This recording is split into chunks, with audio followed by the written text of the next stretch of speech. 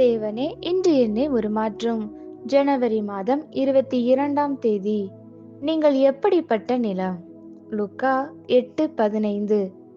நல்ல நிலத்தில் விதைக்கப்பட்டவர்கள் வசனத்தை கேட்டு அதை உண்மையும் நன்மையுமான இருதயத்திலே காத்து பொறுமையுடனே பலன் கொடுக்கிறவர்களாய் இருக்கிறார்கள்.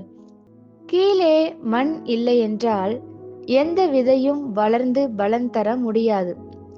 வசனம் நம் வாழ்வில் வேரூன்ற இருதயம் தேவை. இருதயத்தோடு இருப்பது மாத்திரம் பதில் அல்ல. ஏனென்றால் தேவனுடைய வசனத்தை கேட்டு அதை புரிந்து கொள்ளாத மக்கள் அந்த வசனத்தை பிசாசு திருடி செல்ல விட்டு விடுவார்கள். மேலும் இச்சையுள்ள ஒரு இருதயம் தேவனுடைய வசனத்தின் வல்லமையை அழித்து உலக ஆசைகளின் நாற்றத்திலே மக்களை மரிக்க செய்யும். இன்னும் ஒரு வகையான இருதயம் உண்டு.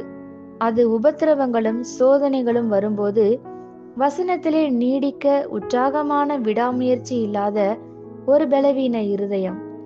அங்கே ஜனங்கள் பின்மாற்றம் அடைய வசனம் வீணாய் போகிறது. நம் வாழ்வில் வசனம் பலன் செய்ய நல்ல நிலமான நல்ல ஒரு இருதயம் நமக்கு வேண்டும். நீங்கள் எப்படிப்பட்ட இருதயத்தை கொண்டிருந்தாலும் அதை நல்ல இருதயமாக மாற்றப்பட முடியும். ஓசியா 10:12 கூறுகிறது, உங்கள் தரிசு நிலத்தை பண்படுத்துங்கள். கர்த்தர் வந்து உங்கள் மேல் நீதியை வர்ஷிக்க பண்ண மட்டும் அவரை தேட காலமாய் இருக்கிறது.